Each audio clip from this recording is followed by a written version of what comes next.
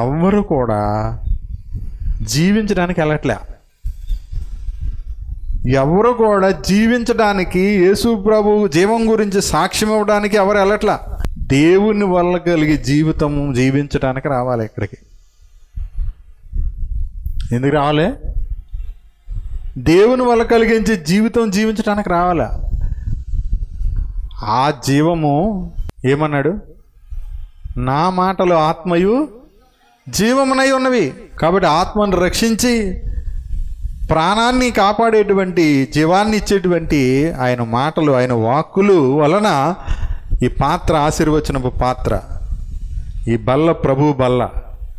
అంచేత ఈ బల్ల దగ్గరికి సమీపించే యోగ్యత, అంటే యోగ్యత మనకిచ్చేది అది మనము స్తుతించు స్తుతి పాత్ర అయితేనే దానికి యోగ్యులు మనం. నువ్వు బాప్తీసం పొందటమే అర్హత అనుకోండి. బాప్తీసం పొందటం అర్హత కాదు. బాప్తీసం పొందటం అనేది అర్హత కాదు. ఇక్కడ ఏమన్నాడు? నన్ను జ్ఞాపకం చేసుకొనుట. జ్ఞాపకం చేసుకున్నప్పుడు ఇది ఏమన్నాడు? ఇది నా శరీరము. ఏమన్నాడు? ఇది నా శరీరం అని చెప్పాడు. తర్వాత ఏమన్నాడు? ఇది నా రక్తము. దీనిలోనిది మీరు తీసుకున్నప్పుడు, తినప్పుడు ఏమన్నాడు? నన్ను జ్ఞాపకము చేసుకున్నట్టుకై దీనిని చేయుడి. యేసు ప్రభువునే జ్ఞాపకం చేసుకోవాలి. తర్వాత ఏమన్నాడు? 25వ వచనంలో, ఈ పాత్ర నా రక్తం మూలైన క్రొత్త నిబంధన, మీరు దీనిలోనిది త్రాగునప్పుడల్లా నన్ను జ్ఞాపకం చేసుకున్నట్టుకై చేయండి. అంటే ఇప్పుడు మీకు యోగ్యత ఏంటి చెప్పండి? యేసు ప్రభువుని మీరు జ్ఞాపకం చేసుకుంటే ఆయన శరీరము నాకు జీవాన్ని ఇచ్చింది, నాకు ఈ జీవితాన్ని ఇచ్చింది ఆయన శరీరం. రోడ్డు ప్రమాదంలో యాక్సిడెంట్ అయితే రక్తం ఇచ్చినోడు, లేదా ఇంకోటి ఏదో ఇచ్చినోడు అది కాదు జీవం ఇవ్వడం అంటే. యేసు ప్రభు తన ప్రాణాన్ని అర్పించాడు, లోకము కొరకు తన జీవాన్ని అర్పించాడు. యేసు ప్రభు 10వ అధ్యాయంలో అంటాడు యోహాను సువార్తలో, గొర్రెలకు జీవము కలగడానికి, అది సమృద్ధిగా కలగడానికి వచ్చాడు. 10:10 కాడ చూడండి ఏముంది?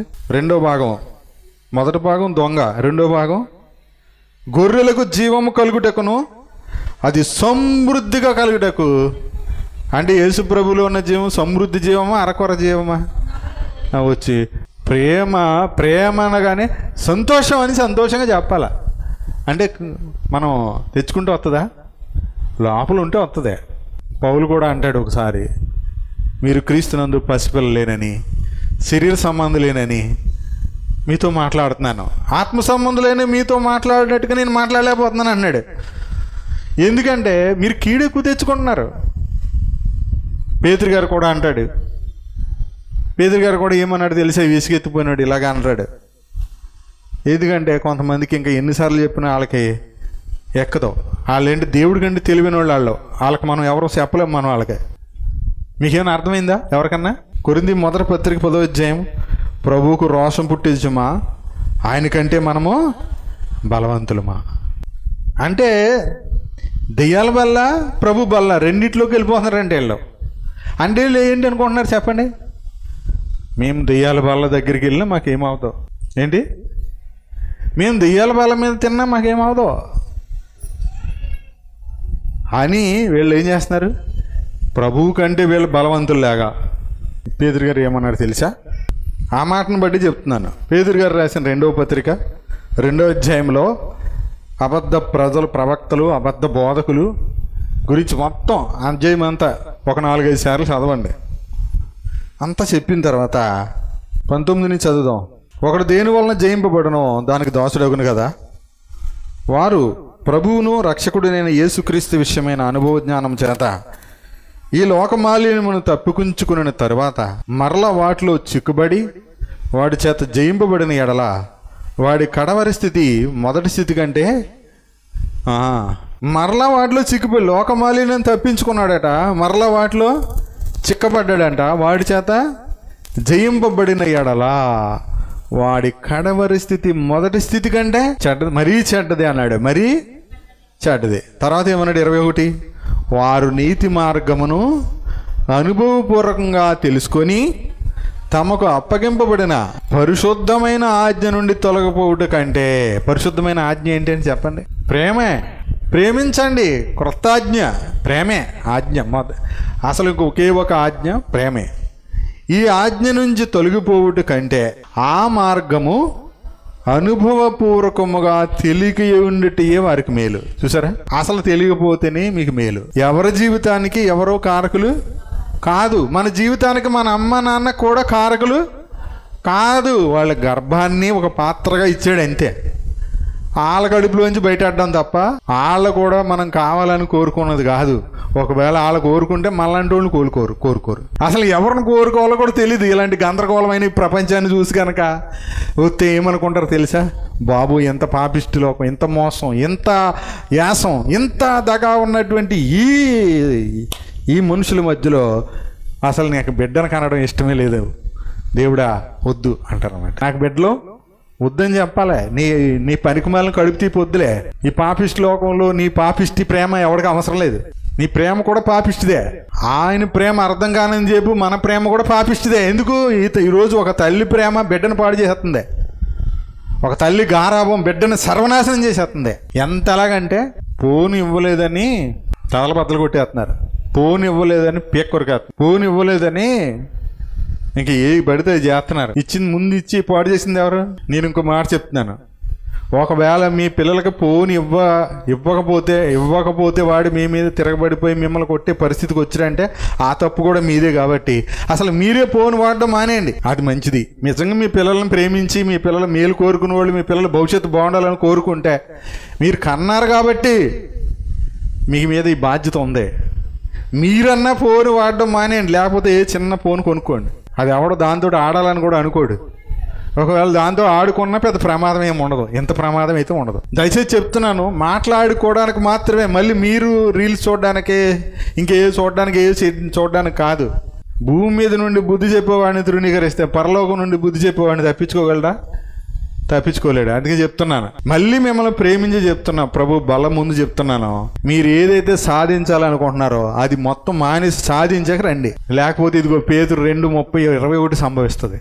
పేతురు 2వ పత్రిక 2వ అధ్యాయం 22-21 సంభవిస్తుంది. 21-22 గుర్తెట్టుకోండి. 22వ వచనం, కుక్క తన వాంతికి తిరిగినట్టును కడగబడిన పంది బురదలో దొల్లుటకు మళ్ళినట్టును అని నిజమైన సామెత చొప్పున ఎరిక సంభవించాను. ఈ జీవితానికి మనం ఎవ్వరం కారకులం కాదు, కానీ మన జీవితంలో సమస్యలకు మాత్రం మనమే కారకులం. అదే చెప్తున్నాడు. మన సావుకు కూడా మనమే కారకులం. ఎవరి యొక్క నరకానికి వాళ్ళే కారకులు, ఎవరి మరణానికి వాళ్ళే కారకులు. అసలు మన మరణానికి కారకుడు ఆదాము. ఆదాము మరణము నుంచి యేసు ప్రభు తప్పించాడు. దాన్ని నమ్మలేదనుకో, ఆదాము మరణములోనే నీ మరణానికి నువ్వే కారకుడు అవుతున్నావు. ఆల్రెడీ ఆదామునందు అందరూ అవిధేయులై మరణములో ఉన్నారు. అంటే పాపములతో అపరాధములతో చచ్చని స్థితిలో ఉన్నారు. వీరిని యేసుక్రీస్తు ఏం చేశాడు? బ్రతికించాడు. బ్రతికించిన వారిని మళ్ళీ మనము ఇదిగో ఈ మరలా వాటిలో చిక్కబడి వాటి చేత జయించబడితే అన్నాడు. ఏంటి జయించబడితే అంటే ఏంటి? మరలా ప్రభు దగ్గర రాని పరిస్థితిలో కనుక వెళ్ళిపోతే అప్పుడు ఆదాము అవిధేయతలో మళ్ళీ చచ్చిపోయే పరిస్థితి వస్తుంది. దానికి కారణం ఎవరు? ప్రభువు మాత్రం కాదు, దేవుడు కాదు. నువ్వు నమ్మలేదు కాబట్టి నరకం లేసేసి అంత భయంకరుడు కాదు. ఎవడ నరకానికి వెళ్తున్నా కారణం వాడే. ఎందుకు? నిత్య జీవానికి యేసు ప్రభు మార్గం సరళం చేశాడు కదా. సువార్త నువ్వు నమ్మలేదు, నువ్వు నమ్మితే మరణంలో ఉండి జీవంలోకి దాటావు, ఆ జీవంలోనే ఉండేవాడివి. అది జీవం కాదు, మళ్ళీ మరణాన్ని ఎదుర్కొంటున్నావు. అక్షయమైన ఆహారం కొరకు కష్టపడమని ప్రభు చెప్తే క్షయమైన ఆహారం కొరకు వాస్తవమైన జీవితాన్ని విడిచిపెట్టేస్తున్నావు, నిర్లక్ష్యం చేస్తున్నావు. ఇది అనుదిన రక్షణ. ఇట్టి గొప్ప రక్షణ ఇంత నిర్లక్ష్యం చేస్తే ఎలా తప్పించుకుంటావా? అంటే తప్పించుకోవడం అంటే నరకమా ఇక్కడ తప్పించుకునేది? చూడండి, హెబ్రీయులకు రాసిన పత్రికలో ఇలా అంటాడు. 2వ అధ్యాయము కూడా, ఇది కూడా 2వ అధ్యాయము 1-2 వచనాలు చూడండి. 3వ వచనం కూడా చదువుదాం తర్వాత. కావున మనం వినిన సంగతులు విడిచిపెట్టి కొట్టుకుని పోకున్నట్లు వాటి యందు మరి విశేష జాగ్రత్త కలిగి ఉండవలెను. ఎందుకు విశేష జాగ్రత్త కలిగి ఉండాలి? విన్న వాటి విషయంలో విశేష జాగ్రత్త అంటే అర్థం ఏంటి? మీరు మీ కుటుంబ విషయాలు, మీ సొంత విషయాలు చాలా జాగ్రత్తగా ఉంటున్నారు. మీ పని పాటలు, మీ వ్యాపారాలు, లేకపోతే మీరు చేసే ఏదైనా సరే మీరు చాలా జాగ్రత్త కలిగి ఉంటున్నారు. కానీ ఈ విశేష జాగ్రత్త దేనికి ఉండాలి అన్నాడు?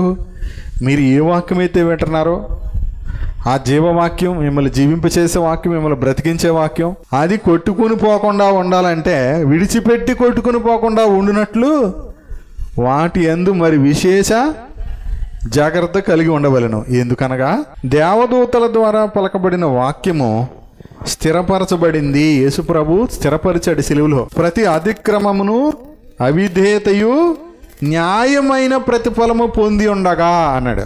ప్రతి అవిధేయతయు ప్రతి అతిక్రమమును అవిధేయతయు న్యాయమైన ప్రతిఫలం పొందాడు. ఎవరు పొందారు? యేసుక్రీస్తు వారు పొందారు.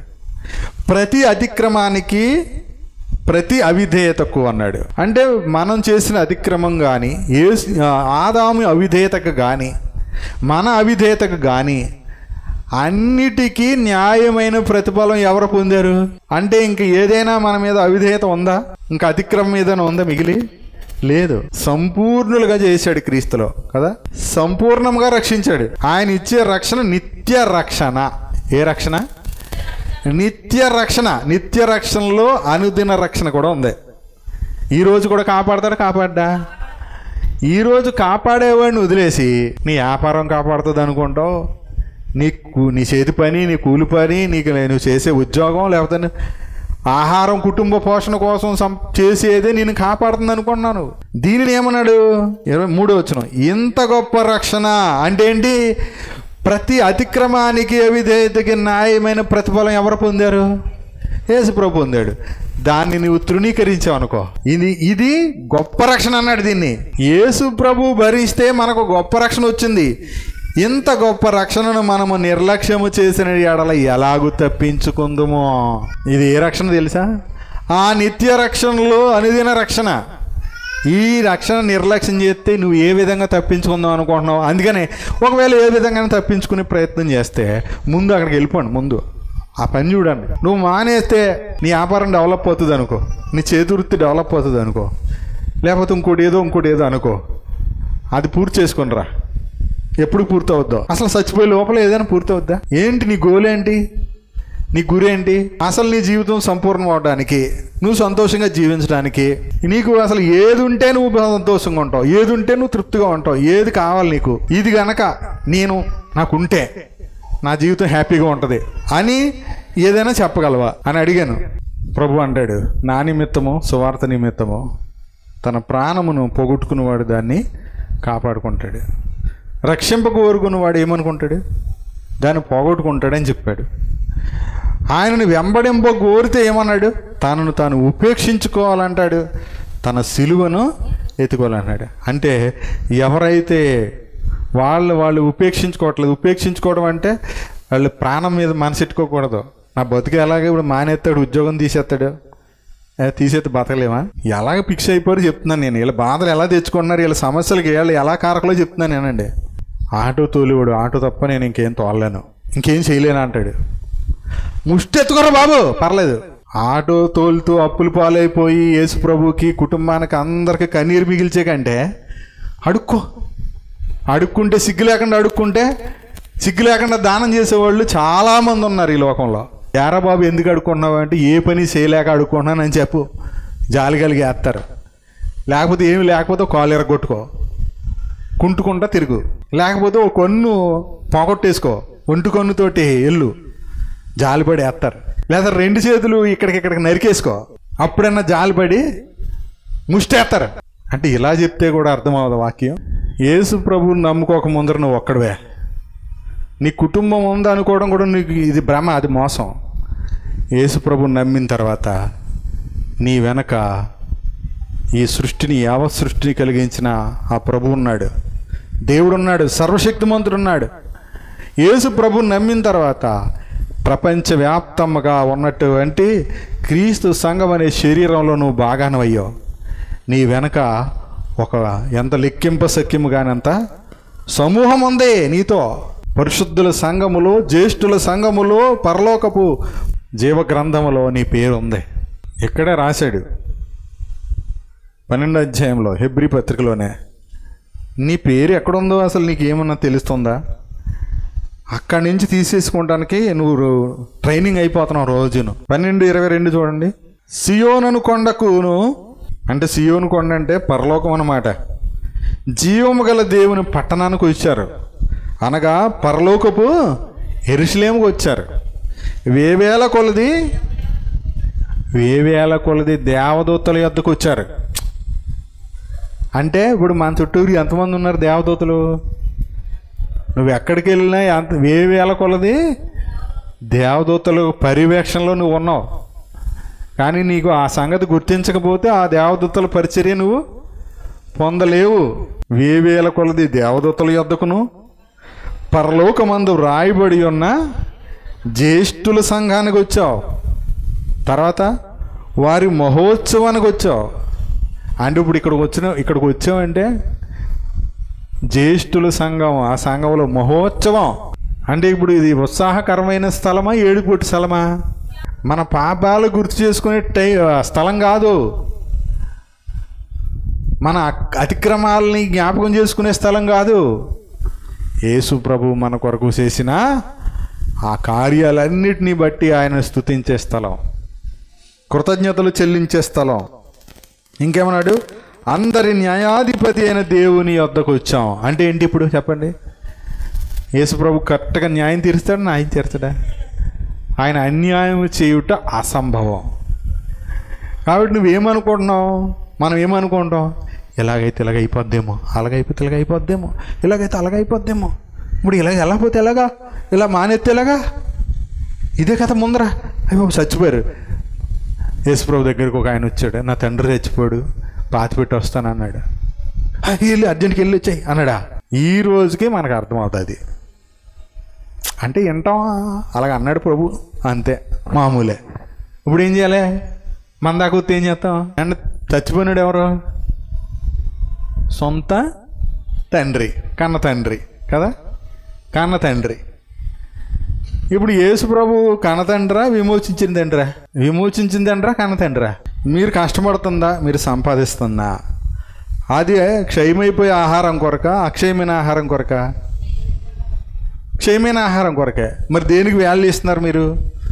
దేవుని మాట విని దాన్ని అనుసరించేవాడే నా తల్లి, నా సహోదరులు అని చెప్పాడు.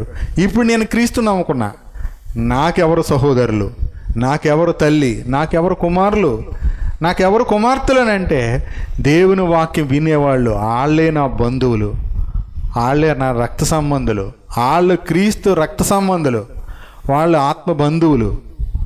వాళ్ళు ఈ జీవితం కాలం కాదు, పరలోకంలో కూడా క్రీస్తు కూడా సదాకాలం యుగయుగాలు నాతో ఉంటారు, మనతో ఉంటారు. అవునా?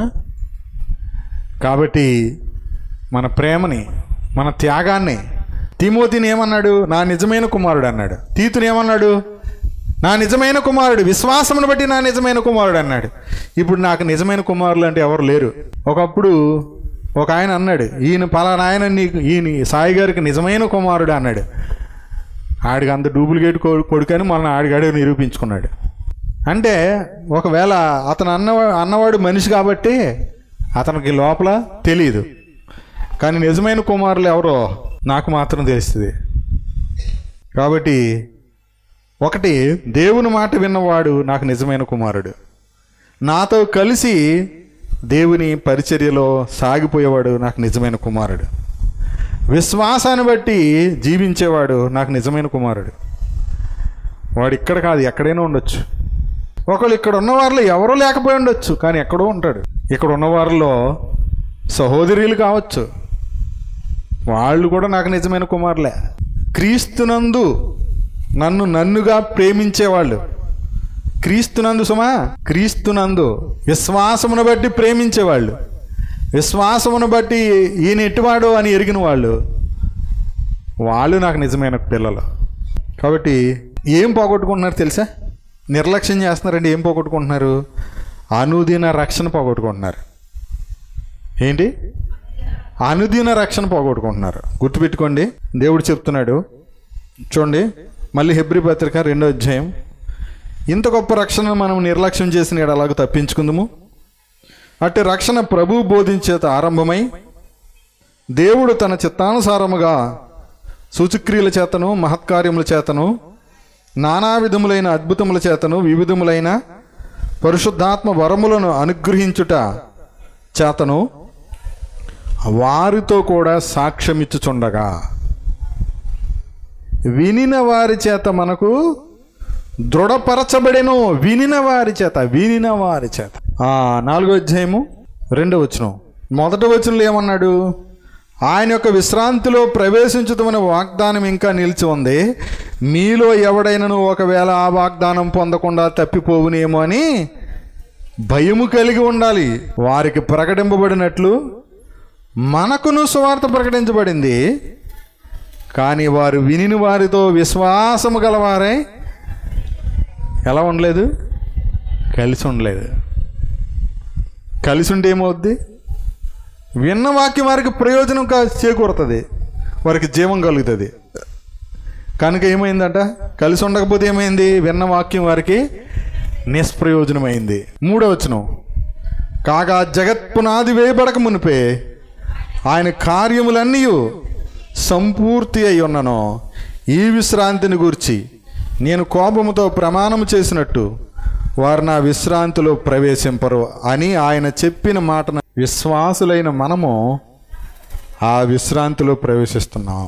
విశ్రాంతిలో ప్రవేశించేది ఎవరు? విశ్వాసులు. విశ్వాసులు అంటే ఎలా ఉంటారంటే, విశ్వాసులు విశ్వాస మూలంగా జీవిస్తారు. విశ్వాసులు విశ్వాసాన్ని బట్టి ప్రేమిస్తారు. విశ్వాసులు విశ్వాసాన్ని బట్టి నడుచుకుంటారు. విశ్వాసుల ప్రవర్తనలో విశ్వాసం కనబడుతుంది. విశ్వాసమును బట్టి ప్రవర్తిస్తారు. విశ్వాసులు పవిత్రమైన మనస్సాక్షి కలిగి ఉంటారు. విశ్వాసులు మంచి మనసు కలిగి ఉంటారు, లేదా పవిత్రమైనటువంటి మనసు కలిగి ఉంటారు. విశ్వాసులు అంటే వాస్తవమైన జీవములో పాలు పొందిన వాళ్ళు, వాస్తవమైన జీవాన్ని సంపాదించుకునేవాళ్ళు. విశ్వాసులు అంటే విశ్వాసములోను పరిశుద్ధతలోను తన ఘటమును కాపాడుకునేవాళ్ళు. ఘటనం అంటే ఈ శరీరం. పరిశుద్ధత, ప్రేమ, ఈ రెండిట్లని విషయంలో నిలకడగా ఉండేవాళ్ళు. విశ్వాసములో, పరిశుద్ధతలో, ప్రేమలో నిలకడగా ఉండేవాళ్ళు విశ్వాసులు అంటే. నిలకడగా ఉండేవాళ్ళు. ఏమాట? నిలకడగా ఉండేవాళ్ళు. కాబట్టి సంగమా, మీకు అందరికీ వందనాలు చెప్తూ చేతులు జోడించి చెప్తున్నాను. ప్రభు బల్ల ముందు చెప్తున్నాను, ఎదుటి చెప్తున్నాను. మన మధ్యన ప్రభు శరీరం, ప్రభు రక్తం ఉంది.